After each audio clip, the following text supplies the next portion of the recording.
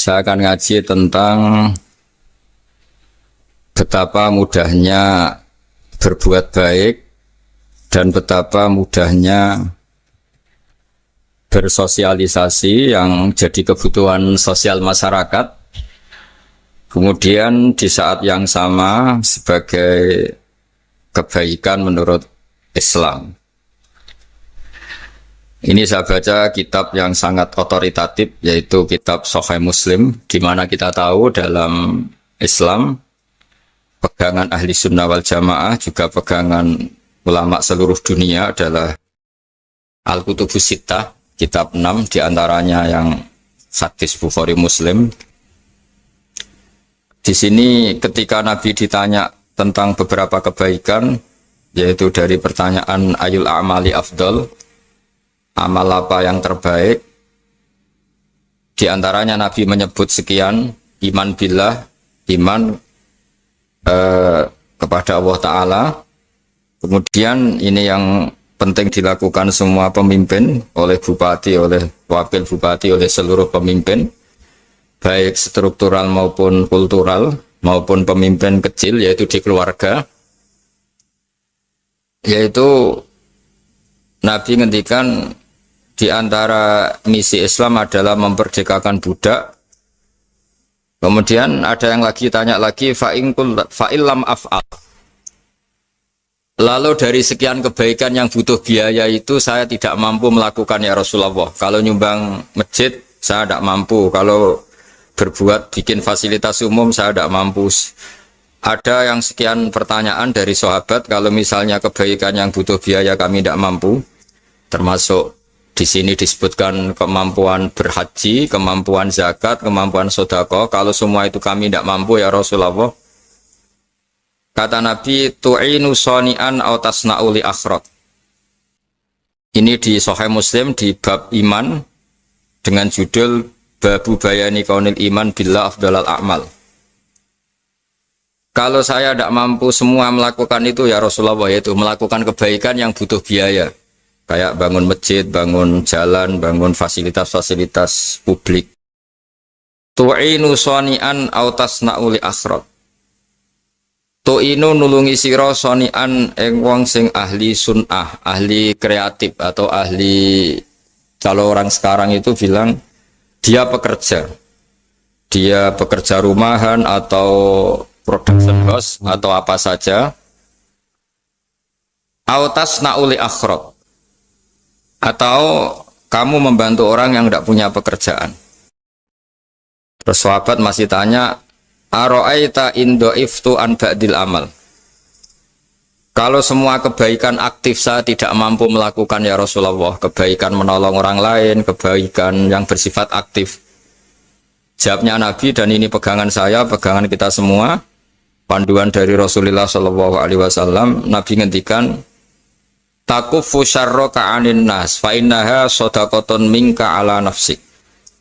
Ya, saya ulang lagi, takufu syarroka anin nas fa innaha sodakotun minka ala nafsik. Kamu dalam berislam cukup menjaga supaya kejelekan kamu tidak punya imbas pada orang lain. Ya, ini penting dalam Islam. Jadi kalau tidak bisa berbuat baik, potensi keburukan kita jangan sampai menimpa orang lain. Keburukan itu bisa kejahatan kriminal, bisa kejahatan pidana atau merugikan orang lain, atau kejahatan yang tidak sampai kriminal tapi mengganggu orang lain. Misalnya contoh gampang ini, saya sumpek-sumpeknya sendiri ingin jalan-jalan, main di teman yang di jam kerja. Ini kan sumpek-sumpeknya saya sendiri ingin hiburan, terus wisata atau dolan ke teman yang sebetulnya saat itu dia mungkin ngaji atau kerja atau harus memenuhi kewajiban cari nafkah. Gara-gara nemuin saya, akhirnya dia dikomplain sama majikannya, atau gara-gara nemuin saya, dia akhirnya tidak ngaji sama santrinya, atau gara-gara nemuin saya, dia terganggu aktivitasnya. Itu juga tidak boleh, karena berarti keburukan kita punya akibat pada orang lain.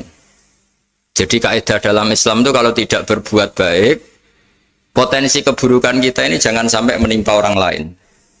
Sehingga di sini Islam menyarankan uzlah. Uzlah itu nyepi.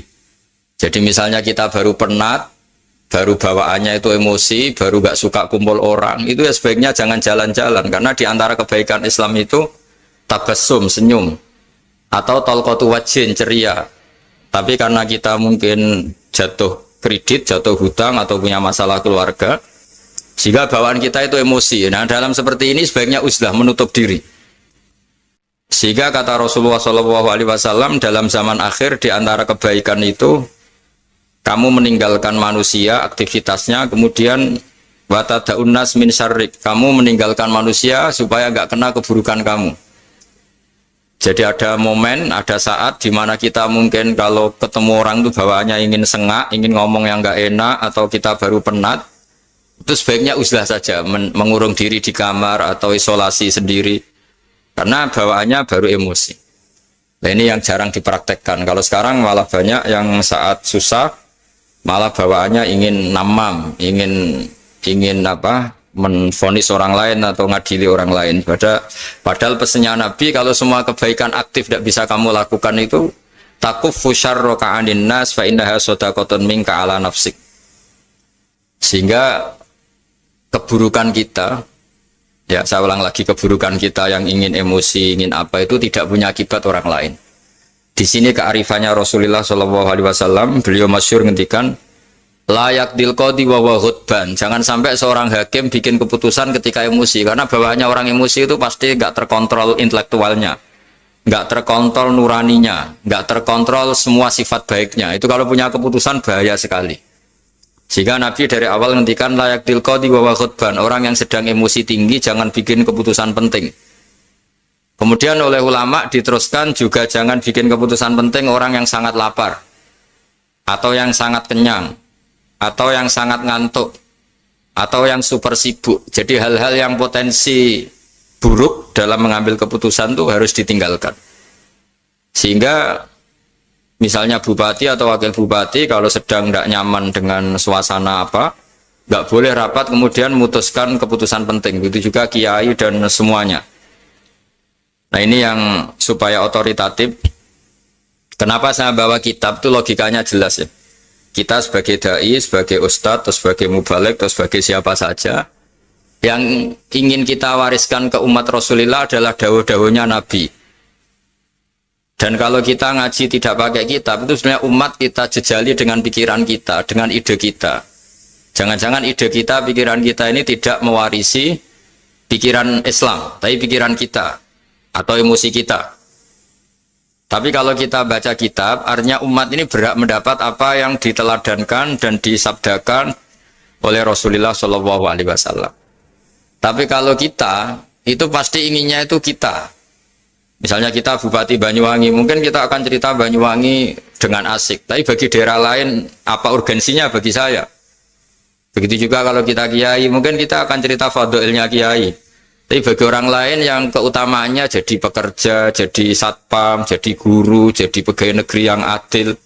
Sehingga subjektivitas kita ini akan tinggi. Tapi kalau kita sebagai kiai baca hadis, maka umat ini mendapatkan panduan dari Rasulullah SAW. Nah, dari sekian panduan itu, kata Nabi, jika Anda tidak bisa berbuat kebaikan aktif, maka kebaikan yang harus Anda lakukan adalah potensi kejelekan kamu jangan menimpa orang lain. Makanya saya berkali-kali bilang, saya ini termasuk kiai yang jarang main ke alumni. Karena tadi kadang-kadang alumni itu sudah mau kerja di tempat kerjanya atau mau janjian ngantar anaknya sekolah. Gara-gara ada saya, mungkin semua itu dibatalkan. Sehingga silaturahim itu juga harus dimanage supaya tidak mengganggu haknya orang yang kita silaturahimi. Jangan sampai silaturahim jam 9, saatnya orang kerja, kemudian dia dapat peringatan dari pabriknya gara-gara sering didolani kiainya. Itu kan jadi ribet. Atau kiai karena sering didolani terus tidak ngaji, metu tamu terus. Itu kan jadi ribet. Apapun itu, sehingga orang itu harus berpikir perilakunya itu tidak punya akibat la doror wa la diror. Jangan mengganggu dirinya, juga jangan mengganggu orang lain. Ini oleh Nabi disebut takuffu syarra ka'adin nas fa innaha shadaqatun minka ala nafsik. Sifat buruk kamu itu harus dijaga supaya tidak menimpa orang lain, dan itu berarti menjadi sedekah kamu atau amal kamu pada diri kamu sendiri. Jadi ini penting dimaklumatkan ke semua kita bahwa saat kita tidak bisa berbuat baik aktif, misalnya nggak bisa sedekah, nggak bisa menolong orang, setidaknya keburukan kita tidak menimpa orang lain. Nah, termasuk keburukan yang terselubung adalah kita punya pikiran yang menurut kita ini hebat, tapi bagi orang lain mungkin bahaya. Misalnya kita punya pikiran ingin jadi orang kaya raya yang dermawan. Itu artinya kan pikiran baik karena ingin jadi dermawan. Tapi artinya bayangkan orang lain tuh miskin semua butuh derma kamu. Mana mau orang lain kamu bayangkan miskin butuh derma kamu. Orang lain juga bayangkan dirinya kaya gak butuh derma kamu. Itu namanya kebaikan yang subjektif.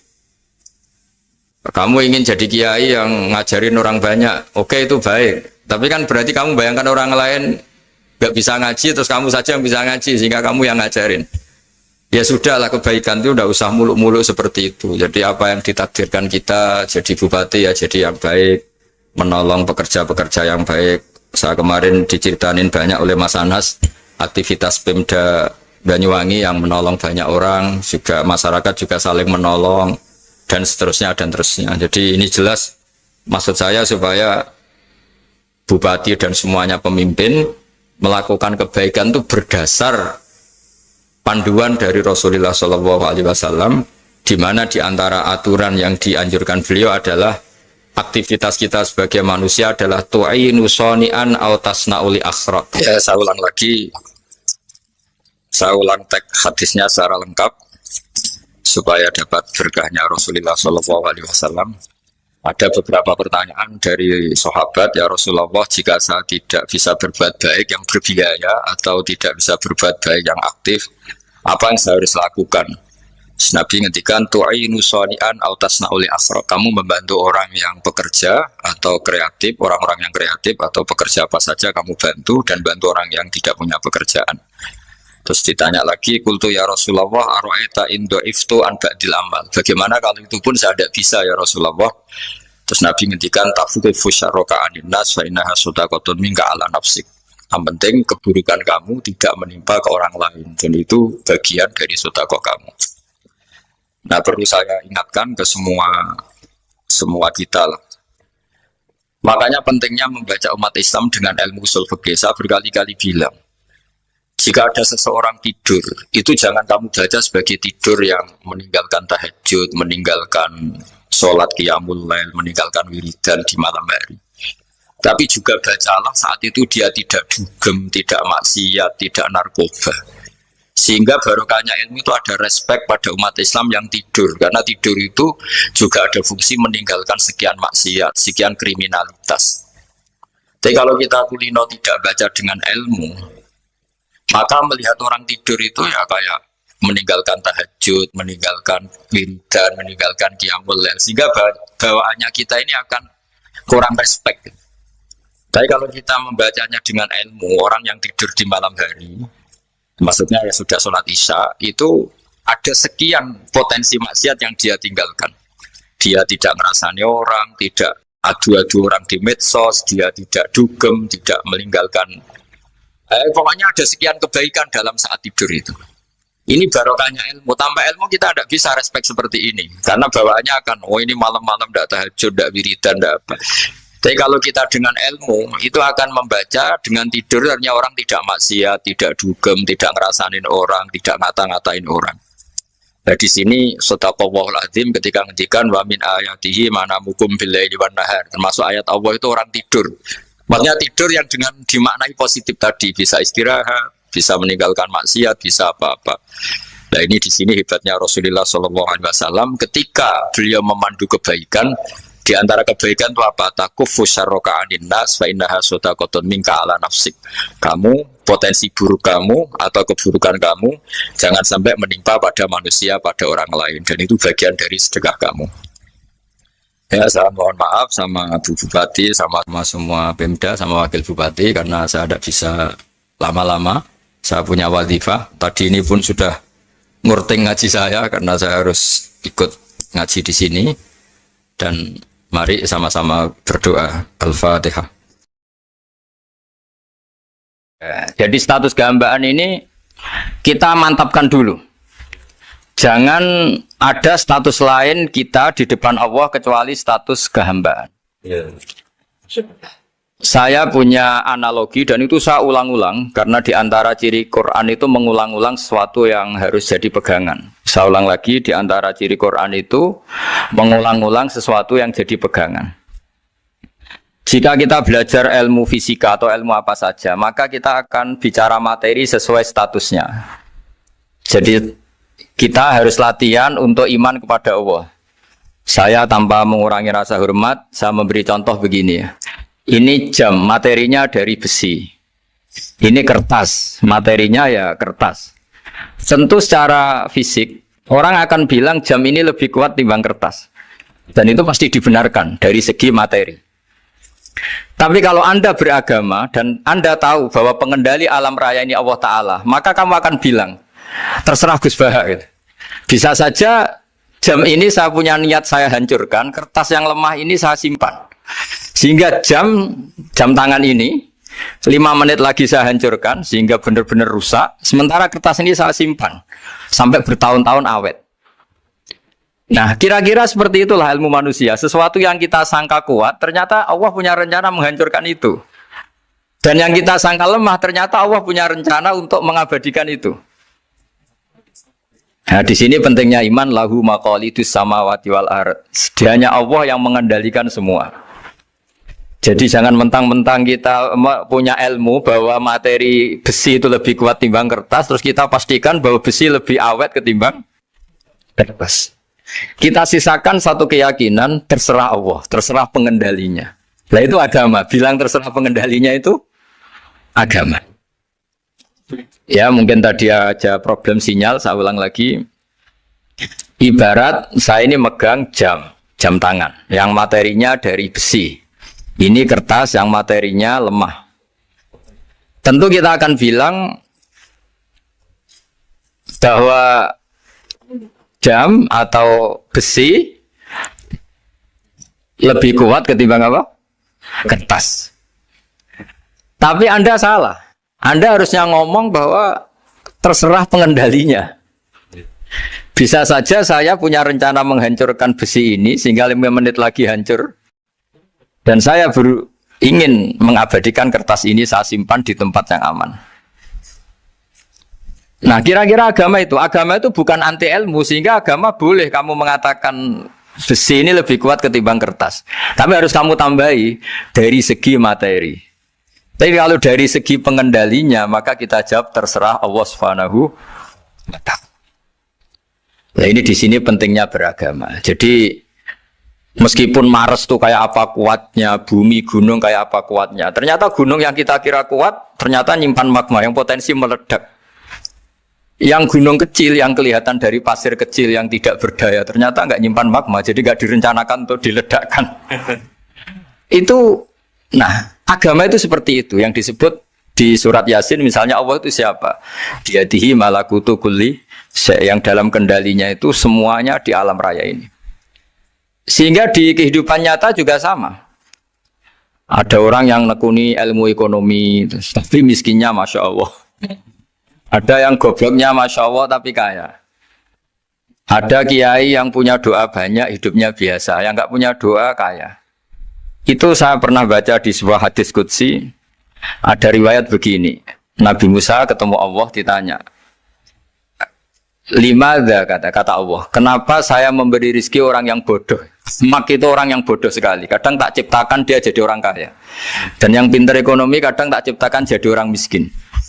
Si Nabi ini tanya, kenapa ya Allah? Supaya dia tahu yang mengendalikan rezeki itu saya, bukan ilmunya dia. Katanya. Jadi banyak orang, misalnya kita yang pintar, dipekerjakan orang yang nggak pintar. Yang punya pabrik tidak pintar, mengerjakan orang yang pinter. Jadi ya kira-kira agama itu seperti itu. Sehingga dalam kita beragama itu yang paling ditekankan itu tawadhu. Tawadhu itu merasa sopan atau memang sopan betul. Kalau dalam Ihya disebut sekiranya Anda tidak bisa tawadhu secara rasa, tawadhulah secara ilmu. Saya ulang lagi ya, sekiranya Anda tidak bisa tawadhu secara rasa, tawadhulah secara apa? Ilmu. Karena ilmu itu akan abadi. Saya beri contoh begini, saya ini kan misalnya kiai di kampung saya atau di kecamatan saya. Saya mungkin bisa merasa hebat karena saya tokoh di sini. Tapi pastikan sebelum ada saya yang bernama Baha ini, agama sudah jalan. Dan di daerah lain yang nggak kenal saya juga agama sudah jalan. Betapa tidak pentingnya saya di kawasan-kawasan yang nggak butuh saya atau di era yang sebelum ada saya. Nah dengan ilmu seperti itu orang pasti tawaduk karena dia tahu daerah yang nggak ada saya ternyata ya ada masjid, ada agama. Periode yang sebelum ada saya juga agama jalan. Sehingga kita tidak kumo luhur, wah kalau nggak ada saya agama nggak jalan. Zaman Wali Songo tidak ada saya agama ya jalan. Ekonomi juga gitu. Kalau Anda pakar ekonomi yang mensejahterakan rakyat, cara tawaduk itu kalau nggak bisa dengan rasa, dengan ilmu. Sebelum ada kamu banyak orang kaya, banyak orang yang nggak kenal kamu juga kaya. Banyak periode yang saat itu udah ada Anda juga kaya. Berarti Anda ini tidak siapa-siapa. Makanya saya pernah didatangin seorang profesor. Ini kisah nyata. Gus, sebetulnya saya dengan bapak saya itu pinter mana. Bapak saya itu tidak tamat SD. Tapi saya bisa profesor. Saya ini profesor. Anak saya naik kelas saja sudah senangnya bukan main.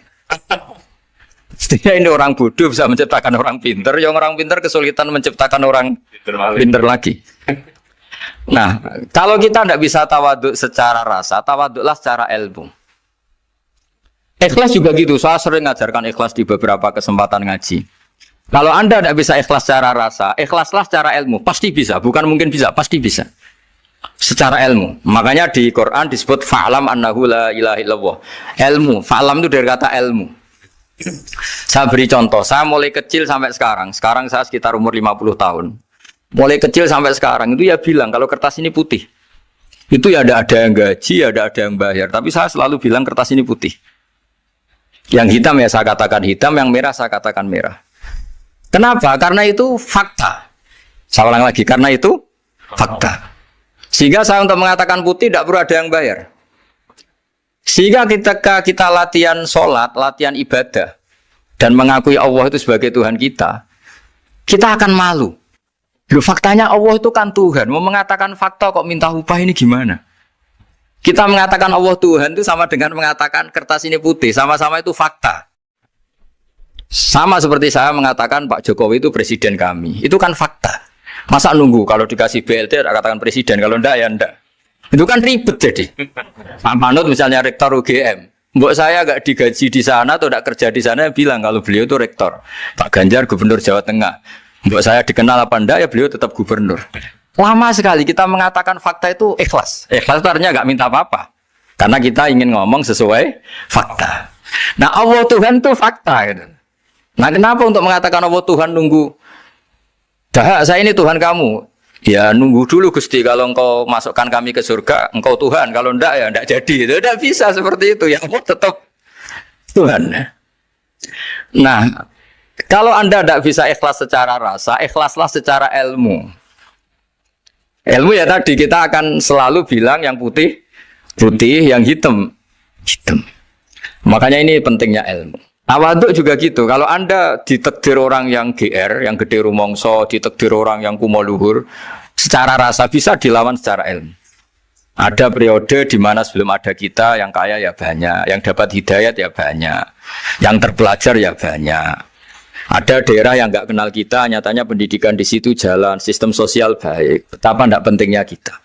Nah ini nanti memaksa kita atau melatih kita untuk tawaduk. Nah dari hikmah ilmu itu kemudian kita minta maaf sama orang lain itu mudah. Karena kita sadar bahwa adanya kita ini problem.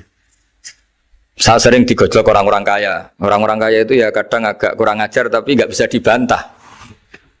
Begini, pernah tanya saya gini, Gus, saya ini punya mobil mahal, harganya 2 miliar. Kayaknya yang berak pakai jalan raya saya kan. Bisa, bayarnya pajak saya mahal. Sehingga kayaknya paling pantas saya. Yang naik ontel itu kan nggak bayar pajak. Harusnya nggak boleh pakai jalan gitu sih. Terus saya bilang, mbah-mbahnya yang naik ontel itu pejuang, bapak kamu enggak kata. Kamu enggak warisnya kata. Artinya ada teori dalam kitab hikam itu kitab tasawuf dalam pesantren. Itu kebaikan saja di soal. Misalnya begini, kita ini bangga sebagai urip yang tertib, hidup yang tertib di kantor, di tempat-tempat pekerjaan. Tapi kalau itu semua terjadi, kalau ada kecelakaan di jalan itu nggak ada yang nolong langsung. SAR paling efektif, tim penolong paling efektif itu ya orang-orang nganggur itu. Orang-orang yang di jalan-jalan di perapatan itu kalau ada kecelakaan langsung nolong. Itu nanti ambulan itu yang kedua, ketiga, yang nolong pertama ya orang-orang yang nganggur-nganggur di jalan itu. Ada orang tersesat nolong. Maka ketika seorang sahabat tanya, ya Rasulullah, kalau engkau melarang kita jagongan di jalan, itu kita tidak bisa. Tapi kata Nabi, ya silahkan saja, tapi adu haqqat thoriq, kamu di jalan itu datangkan. Apa itu? Ya kamu bisa amar ma'ruf nahi mungkar. Coba kalau di terminal, di tempat publik banyak orang yang soleh, itu nanti copet ya sungkan. Yang mau jambret ya sungkan, karena yang di situ orang-orang soleh. Nanti yang nggak sholat juga sungkan, karena yang di situ banyak yang sholat. Jadi kenyamanan orang pergi jauh di tempat-tempat sepi itu ya barokahnya orang-orang nganggur terus ngaji, wah nengkono masih rame, ada orang yang di perapatan, di pertigaan. Bayangkan kalau ini orang-orang soleh, pasti itu nyaman. Karena wilayah publik dihuni orang-orang yang soleh. Tapi orang pasti bilang itu nggak tertib. Kita inginnya hidup ya tertib di kantor atau yang suka di masjid, di masjid. Tapi kalau itu terjadi, itu nggak ada tim SAR gratis yang setiap saat kalau ada orang kecelakaan nolong. Makanya dalam makalah hikam itu paling masyhur diantaranya itu manusia itu siapa? Manusia itu mangkanat mahasinuhu masawiya, fakih falatakun masawihi masawiya. Manusia itu orang yang saat baik saja ada salahnya, apalagi masalah. Jadi kalau kamu punya toko lagi laris dan saat laris itu Anda ngerumat keluarga Anda melakukan kebaikan pada keluarga Anda, pasti ada toko lain yang termahjubkan, yang tersingkirkan. Makanya saya pernah diskusi sama kiai besar, guyonan sama saya. Kita kalau kiai besar sebaiknya kalau diundang di musola kecil datang apa enggak? Kata kiai yang satu, jangan datang Gus, itu jatahnya kiai kecil. Terus kata yang satu, datang Gus sebagai bukti tawaduk bahwa kita kiai besar pun mau diundang yang kecil. Akhirnya kita ini ya kadang datang kadang enggak, karena kadang kita enggak datang supaya jatah rezeki kiai kecil enggak terambil. Kadang ya mau datang supaya dikira tawaduk. Makanya kalau seorang profesor sering turba di bawah itu ya kasihan yang S1, SPDI itu kan nanti gak jadi bintang kalau profesornya sering turun. Kalah terus itu. Jadi kadang-kadang itu orang itu harus berpikir secara ilmu, jangan rasa terus. Jadi itu ilmu. Jadi semua yang kebaikan yang kita lakukan itu secara ilmiah bisa diperdebatkan. Ada orang senang ngomong serius supaya bangsa ini maju. Tapi bapak saya itu pesan saya, kamu kalau ngiyai itu jangan sering ngomong serius kan. Masyarakat sudah capek mikir utang, mikir keluarga. Begitu sowan kiai dijak ngomong serius lagi nanti capek kan. Sehingga kiai dulu itu kalau ketemu orang ya guyon terus. Karena tahu masyarakat sudah capek. Sudah banyak yang takut tanggal kredit gitu. Sudah takut tanggal kredit, takut problem sowan kiai diancam neraka lagi, itu kan ketakutan berkali-kali. Jadi makanya ini kan kebaikan itu dievaluasi karena kita tidak nabi, tidak wali. Jadi kalau kata hikam itu apa yang Anda kira baik itu ada masalah, apalagi sedang masalah. Saya sering cerita ada orang suami istri harmonis sekali. Itu tanyakan ibunya, pasti mulai gak peduli dengan ibunya karena terlalu harmonis dengan istri. Tapi itu pasti bukan mungkin lagi. Jadi jangan tanya istrinya, tanya ibunya. Oh, jok nikah lupa saya. Ngalor ngidul sama istrinya. Tanyakan temannya. Wah, itu jok nikah lupa temennya. Tapi yang baik sama teman, tanyakan istrinya. Jatah belanja untuk ngopi.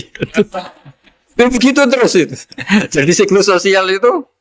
Nah, di sini pentingnya saling minta maaf karena dalam kebaikan kita pasti ada kesalahan. Ketika karir kita baik di pemerintahan maupun di kampus, pasti dengan sendirinya ada yang agak tersingkirkan. Meskipun itu sudah hukum alam, tapi apapun itu kita harus minta maaf. Makanya banyak, saya sering cerita berkali-kali, dulu itu ada dua nabi yang seangkatan. Itu luar biasa debat ilmiahnya, tapi debat baik. Mulai dulu ya ada polemik itu ya mulai dulu ya ada. Yang Nabi Yahya itu suka berkawan orang-orang soleh. Kalau ditanya kenapa kamu berkawan orang-orang soleh, ya enak lah, karena berkawan orang soleh. Yang Nabi Isa sering berkawan orang-orang yang nggak jelas. Ditanya, kenapa Anda suka berkawan orang-orang yang nggak jelas? Innama ana tabibun udawil mardo. Nabi dan kiai itu ibarat dokter, ya tentu menyembuhkan yang sakit. Kalau Anda seorang dokter pasti neliti daerah-daerah pandemi, masa neliti daerah sehat? Nah, jadi dulu bapak wasiat ke saya gitu, kau nak jadi kiai kau bengkel, jadi kiai itu kayak bengkel. Kalau nggak siap dadani orang nggak jelas ya jangan jadi kiai kan. Itu ya, tapi kan masalahnya kita sendiri solehnya pas-pasan, takut terkontaminasi. Jadi yang jelek bukan jadi baik, kita yang baik jadi jelek. Nah itu kan mulai dulu ya polemik sejauh mana kita punya kekuatan untuk tidak terpengaruh yang negatif. Yang negatif terpengaruh kita menjadi positif. Jadi ini cerita-cerita sawalan bahwa dalam kebaikan kita itu ada kesalahan. Maka kita tetap istighfar, tetap saling minta maaf.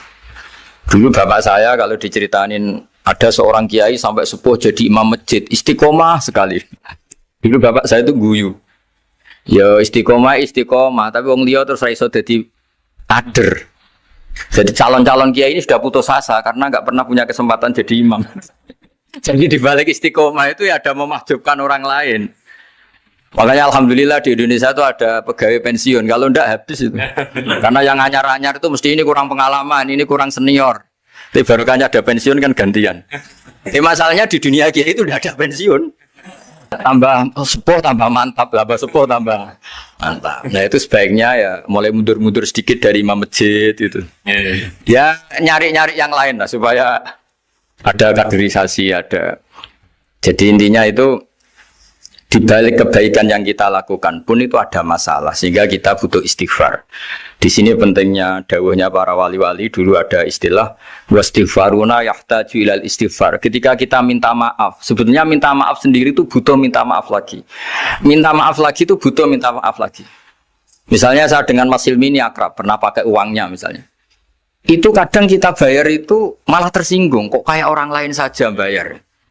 Minta maaf juga gitu, kalau kamu punya teman akrab, terus minta maaf resmi itu tersinggung. Kayak wong liya ae jaluk sepuro. Jadi kadang jaluk sepuro itu malah masalah. Itu kan sama, kamu punya teman akrab terus kalau mau main, assalamualaikum, saged masuk nopo boten, angsal boten. Boleh enggak main, itu mesti teman kamu tersinggung. Kok kayak orang lain saja. Artinya ketika Anda merasa benar karena protokoler ketika masuk ke teman, ternyata itu salah. Teman kamu maunya enggak protokoler karena sudah akrab. Tapi ketika kita merasa akrab, ternyata selonang-selonang dianggap problem, kita tidak pernah tahu. Nah di sini kata ulama-ulama, minta ampun itu kebutuhan manusia. Karena dalam kebaikan kita, pasti ada kesalahan. Makanya disebut, wastighfaruna yahtaju ilal istighfar. Kita selalu diajari Rabbana dzalamna anfusana, ya Allah, kita ini selalu mendolimi diri kita sendiri. Jadi saat kita baik pun ada unsur kesalahan. Yaitu tadi, kalau Anda jadi orang pasti ada yang termahjubkan. Kalau Anda kiai besar atau profesor atau pejabat turun ke bawah. Ya kalau gubernur turun terus ya bupati gak jadi bintang. Kalau saya kiai besar misalnya turun terus ya kiai kampung itu ya kasihan. Saya pernah diundang Manakipan tidak datang itu kiai kecil bilang matur nuwun Gus gak teko. Aduh iwake gak untuk saya katanya. Barokahnya saya ada. Itu lucu ya matur nuwun betul. Matur nuwun Gus jenengan gak dugi jadi. Akhirnya jatah besarnya untuk saya. Nah, tapi yang punya rumah komplain. Gus udah ngeratau teko PP aku wong cilik. Nah ini saya harus mendahulukan versi Sohibul Bait yang punya rumah apa versi kiai yang termahjubkan. Artinya pilihan apapun saya harus istighfar karena ada saja unsur salahnya. Ya makanya ini kan makanya ya saya minta UGM juga saya sering undang saya terus nanti dikira karena kampus besar Gus Bak mau juga keliru lagi. Kalau 1-2 kali mungkin boleh, kalau keseringan ya nggak boleh. Nanti itu dikira saya maunya hanya sama kampus besar, padahal saya sama RT ya sering datang juga. Nah ini yang terakhir saya bacakan teks otoritatif sebagaimana janji saya. Kata Rasulullah SAW di sebuah hadis. Ini terakhir nanti supaya nggak lama-lama saya juga punya wadhifah. Ada orang itu punya hutang. Hutang itu ya hutang, memang hutang. Singkat cerita orang itu tidak bisa bayar sampai akhirat. Dan aturannya Allah, orang yang punya hutang tidak bisa bayar ini harus diaudit, harus diselesaikan di akhirat. Kalau tidak bisa diselesaikan di dunia, diselesaikan di akhirat. Walhasil akhirnya di akhirat itu ditagih dan tidak mampu bayar. Karena di akhirat sudah tidak ada kredit, tidak ada ATM, tidak ada apa saja. Terus kata Allah, solusinya kebaikan kamu dikasihkan yang ngutangi. Ternyata kebaikan dia tidak cukup juga. Bayarnya apa? Kejelekan yang ngutangin dikasihkan yang utang. Kayak apa celakanya? Kebetulan yang ngutangi salahnya banyak, ini kan repot. Tapi Allah itu tidak suka kalau ada orang mukmin yang satu saudara kemudian masuk neraka karena saudaranya ini. Kata Allah, jika ini masuk neraka berarti disebabkan komplain atau ketidakikhlasan temannya yang mukmin. Masa orang mukmin menyebabkan mukmin yang lain masuk neraka? Allah tidak ingin. Makanya diantara nikmatnya beragama itu ukhuwah, persaudaraan. Baik persaudaraan atas nama iman atau atas nama kebangsaan atau atas nama kemanusiaan. Akhirnya si yang ngutangi ini tadi, jangan dibahasakan kreditur, nanti kita kayak bank, yang ngutangin lah nanti. Ya bahasa gampangnya yang ngutangin, karena tidak semua orang ngutangnya sama bank. Sama Allah ditunjukkan satu surga yang luar biasa. Nanti tak baca teks Arabnya ya, supaya dapat berkahnya bahasa Arab. Terus saking mewahnya surga itu, si yang ngutangin tanya, ya Allah itu untuk nabi siapa? Karena semewah itu pasti untuk kelas nabi. Atau untuk wali siapa? Katanya, terus kata Allah, sabda Allah, untuk siapapun yang mampu membeli. Lalu siapa yang bisa membeli surga semewah itu? Kamu bisa. Terus, dengan apa ya Allah? Kamu mengampuni teman kamu itu. Kamu bebaskan dari utangnya. Nanti tak kasih surga itu. Terus, akhirnya sama Allah, kata orang itu, ya Allah saya bebaskan. Ya sudah, kamu berdua masuk surga. Karena Allah tidak ingin ada kasus aneh. Dua orang mukmin ini kan bersaudara. Masa bersaudara kemudian yang satu menjadi penyebab masuknya neraka karena ini tidak mau memaafkan. Artinya kalau kita syawalan itu harus benar-benar mau memaafkan, karena kalau tidak Anda menjadi penyebab teman kamu masuk neraka. Jadi kita janganlah jadi orang mukmin yang menjadi problem bagi saudara kita. Jadi makanya saya itu berharap ada wali utang saya terus tidak bisa bayar, karena ini masih dibela-belain Allah ini. Karena Allah nggak ikhlas kalau ada walinya masuk neraka. Jadi kalau ada wali utang kamu, itu utangin saja, doain nggak bisa nyaur, no?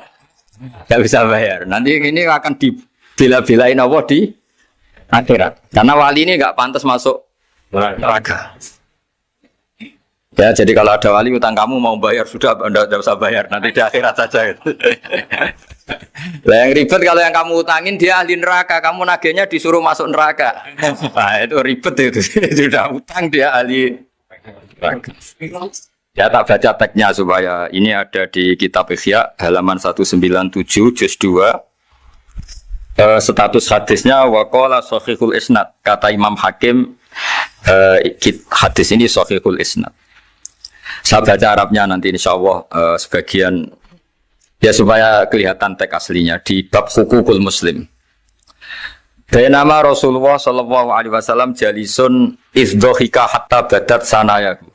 Nabi ketika santai-santai duduk tahu-tahu tertawa sampai gigi depannya itu kelihatan. Jadi tertawa sangat sampai gigi depannya kelihatan. Yang notabene beliau sering hanya senyum, kali ini tertawa betul sampai gigi depannya kelihatan.